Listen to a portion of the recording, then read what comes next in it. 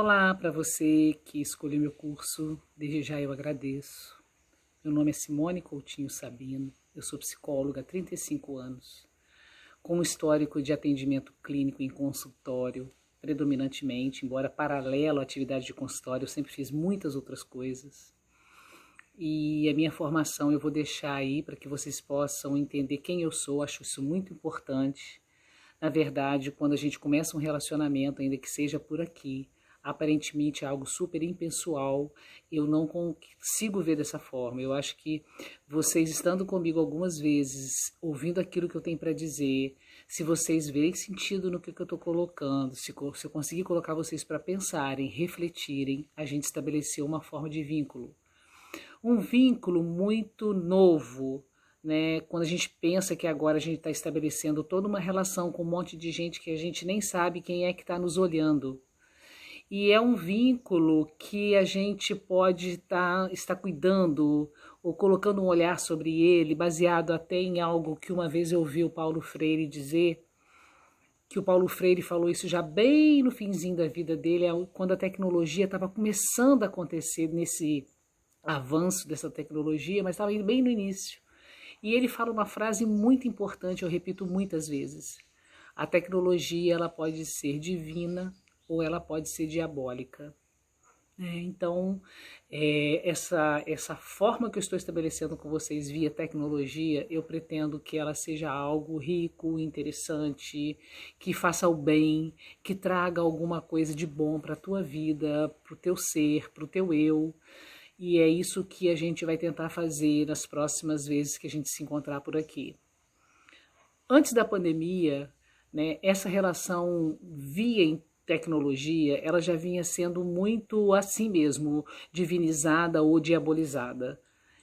A gente já estava questionando muito os tempos que as crianças ficam, o fato dos adultos de alguma forma se sentirem confortáveis, porque enquanto a criança está entretida no celular, está dando uma folga, eles estão podendo fazer outras coisas.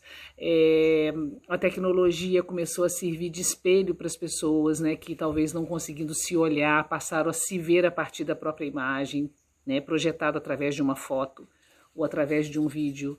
Enfim, se a gente for parar para olhar, a tecnologia ela em si já tem muita coisa a fazer para a gente entender qual o lugar que ela está ocupando na nossa vida como humanos. Esse título que eu coloquei no meu curso, que é Seres Humanos, que seres esses que somos, é uma provocação para a gente parar para pensar quem a gente é, qual o lugar que a gente está ocupando nesse momento da humanidade, qual o lugar que a gente ocupa na vida de outras pessoas, na sociedade que a gente vive e qual a posição que na verdade a gente está, de contribuir para a evolução ou a gente está contribuindo para a destruição. O movimento construção e destruição, ele sempre aconteceu, né? Há quem diga que a vida começou de um caos. E, na verdade, no início da Bíblia, quando na Bíblia, lá em Gênesis, fala de Deus fazendo o mundo, cada coisa que ele foi criando, ele criou a luz. Aí tá lá no texto, ele olhou e achou que estava bom, né? E cada coisa que ele foi criando, em cada um dos 7 dias que ele teria levado para criar o mundo e a humanidade, cada coisa que ele criou, ele foi olhando, né? E dizia, isso é bom. Isso é bom. Então, eu acho que assim, tomar o bom como um parâmetro daquilo que a gente está fazendo já é um parâmetro bem simples, mas é um parâmetro muito interessante. Nós seres humanos que somos, estamos contribuindo para o bom, para o bem, para o evoluir, para o crescimento, para o desenvolvimento, ou a gente ocupa o lugar de destruir, travar, bagunçar, né, e causar o mal. De qualquer forma, essa discussão do bem e do mal, ela é muito ampla e ela envolve muitos outros saberes que vão além da psicologia. Mas eu só posso dividir com vocês as coisas que eu acredito, e é assim que eu vou fazer com muita liberdade. De estar fazendo um curso também bem informal, sem muita preocupação se meu celular deu uma balançadinha, se em algum momento eu me engasguei, se meu tom de voz modificou, porque eu quero estar aqui na frente de vocês como qualquer outro humano, sabe? Tentando contribuir com alguns conhecimentos, com algumas reflexões, mas ao mesmo tempo, bem eu, do jeito que eu sou, do jeito que eu tô nesse mundo. A primeira coisa que eu acho que a gente vai fazer é pensar um pouco sobre a questão do vínculo, porque de alguma forma é isso que eu pretendo com vocês, nesses encontros que se seguirão, da gente criar um vínculo. É interessante porque a gente faz isso com muita facilidade nas séries, né? A gente começa a ver o primeiro capítulo e se a gente, o primeiro episódio, né? E se a gente gostar, a gente vê aquela série toda num dia só. Então, ao mesmo tempo que ela atende uma ânsia da gente querer saber o que está por vir, mas ao mesmo tempo, quando acaba, a gente dá meio que um vazio, né? Porque já acabou, a gente não usufruiu, na verdade, aquilo que a gente estava vendo. A gente engoliu avidamente. Então, eu vou sugerir a vocês que vejam com calma, na hora que vocês estiverem muito bem, tranquilos, a fim de parar para pensar um pouquinho. Não é nada longo, serão sempre vídeos curtos, mas eu espero que cada um deles eu deixe algo significativo. Então, comecemos hoje a falar sobre a questão dos vínculos, né? Os seres humanos, nós somos seres de vínculos. E, na verdade, se a gente pensar em todos os seres, né, em todos os componentes que formam o planeta dentro de um ecossistema e partindo do princípio de que tudo interfere em tudo e todos interferem em todos, a gente vai entender que a gente talvez não seja tão assim o suprassumo da humanidade, porque a gente tem talvez essa pretensão de achar que nós somos os seres mais evoluídos. De fato, quando a gente para olhar para nós, até a nível cerebral, nós somos seres que conseguimos fazer algumas coisas que outros seres não. Então, a gente tem a capacidade da linguagem, essa verbal, com a qual eu estou me comunicando com vocês. A gente tem a capacidade de refletir, a gente tem a capacidade de crítica, do olhar crítico. Então, a gente tem algumas habilidades que foram desenvolvidas pelo nosso cérebro de humanos que nos permitem essas funções. Mas, em contrapartida, a gente não voa, né? Um besouro voa. E é incrível porque dizem os engenheiros da aerodinâmica que isso é inexplicável. Como que pode um corpo daquele tamanho e com aquele peso voar com uma asinha tão frágil? E tem um texto muito interessante que diz o seguinte: ele voa porque ele não sabe que aquilo é impossível. Como ele não sabe que aquilo é impossível, ele voa, né? Então, um ser como um besouro é capaz de fazer algo que a gente não é capaz de fazer. Então, eu acho que isso é bem claro no sentido da gente entender que a gente não é tão supra-sumo assim. Nós não somos os seres másteres do planeta, não. Nós somos uma parte, e uma grande parte, porque a nossa ação sobre o mundo, ela faz uma grande diferença.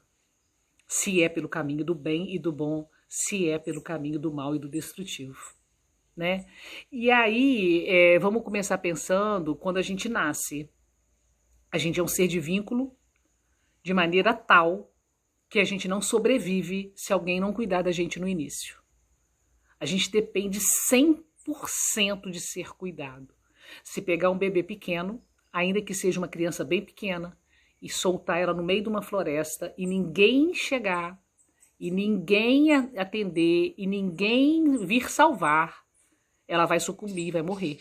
Nós, né? Precisamos do cuidado de alguém para a gente sobreviver no início da nossa vida, que também nos mostra o tamanho da nossa vulnerabilidade. Vejam as cobras, os sapos, né? Vejam os peixes, vejam as tartarugas, por exemplo. Põe os ovos lá em terra e vai embora. Aquelas tartaruguinhas vão nascer independente da figura materna. Então, nós temos essas... Na verdade, a humanidade, a vida, ela tem esse fascínio, né? Onde todo mundo e todos os seres, está tudo interligado e tudo tem um sentido. Mas, infelizmente, a gente, por ter esse cérebro, né, a gente foi se acreditando maior que os outros seres e a gente foi criando coisas muito extraordinárias. Inquietos aqui na Terra, como diz o Carlos Drummond de Andrade, nós resolvemos plantar a bandeirola na Lua, criamos foguete, porque a Terra estava muito chata e a gente estava inquieto, o homem estava muito inquieto, ele diz no poema Homem e Suas Viagens. Acho que é isso, o Homem e as Viagens. E aí a gente vai e constrói um foguete, equipa ele e vai para a Lua. E a gente planta a bandeirola na Lua, humaniza, civiliza, coloniza. E a hora que a gente faz isso tudo na Lua, ela perde a graça. E a gente fica inquieto de novo. Então a gente tem que ir para Marte, a gente tem que ir para o Sol, a gente tem que ir para todos os planetas do Sistema Solar. Então nós somos seres inquietos. Talvez porque a gente tenha chegado a esse nível de evolução cerebral. Só que na inquietude, a gente foi perdendo ao longo do tempo essa ideia de unidade. A gente foi perdendo durante esse tempo essa questão da comunidade, da comunhão mesmo. Eu passei muitos anos vivendo em casas comuns, hoje eu moro aqui num sítio. E é incrível que depois que eu vim para cá, né, eu estou aqui numa área que eu estou até atendendo os meus pacientes por causa da pandemia, e eu estava aqui atendendo um paciente e de repente eu vi uma cobra descendo ali no barranco. Quando eu olhei ela descendo com a maior calma, uma cobra verde, normal de quem vive em sítio, não venenosa, e ela foi descendo ali com muita calma e ela se introduziu ali pela vegetação e foi morar ali onde é que quer que ela esteja, que ela estava, né, vivendo com a maior calma do mundo. E eu acho que em outros tempos isso ia me apavorar, né? E no primeiro momento eu tive uma reação, porque eu nunca tinha visto essa cena. E eu fui descobrindo aqui como que o ecossistema acontece, dos mínimos bichinhos, joaninhas, vagalumes, coisa que há anos eu não via, né? Até de repente você se deparar com um animal que a princípio tem uma peçonha ou te põe em risco, né? Tudo isso que eu estou falando é para a gente começar a ampliar o nosso olhar das nossas relações, o olhar dos nossos vínculos. Durante muitos anos eu dei aula num curso de pós-graduação aqui na minha cidade, que é uma cidade super pequena no interior de Minas, e a minha disciplina justamente que eu dava aula chamava-se Relações Humanas. E lá eu todas as vezes comecei com os meus alunos pedindo a eles que pensassem as relações deles com o planeta, deles com o país no qual a gente vive, deles com a região que a gente vive, deles com a comunidade que a gente vive, deles com a família e deles com eles mesmos. Então o nosso eu tem inúmeras formas de relação. Eu falei de fora para chegar em mim, mas é de mim também para fora. E tudo começa aqui, no meu eu, né, também vindo para fora. Eu e a minha família, eu e a sociedade que eu moro, eu e a região que eu vivo, e sucessivamente.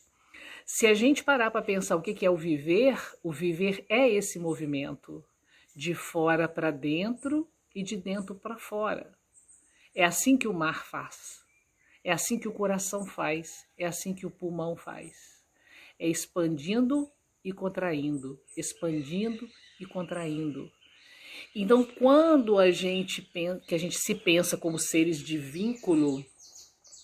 eu acho que a gente, em razão da responsabilização que a gente precisa ter por termos essas habilidades, a gente precisa parar para olhar os vínculos que eu construo na minha vida, né? Os vínculos que eu trago do meu sistema familiar, os que eu construo na minha vida, e os nossos vínculos e os nossos compromissos vinculares com todo esse sistema que a gente está inserido dentro dele. E aí eu acho que já tem muita coisa para a gente pensar, porque entre nós e esses vínculos agora tem a tecnologia. E ela está ocupando um lugar muito grande durante esse processo que a gente está vivendo de epidemia. E a gente precisa muito ter uma visão crítica a respeito disso, para a gente saber quem que está usando quem. Antes de começar tudo isso, na pandemia, a gente já estava questionando a forma como as crianças vinham estabelecendo seus vínculos com esses aparelhos. Agora, mais do que preocupados com isso, agora elas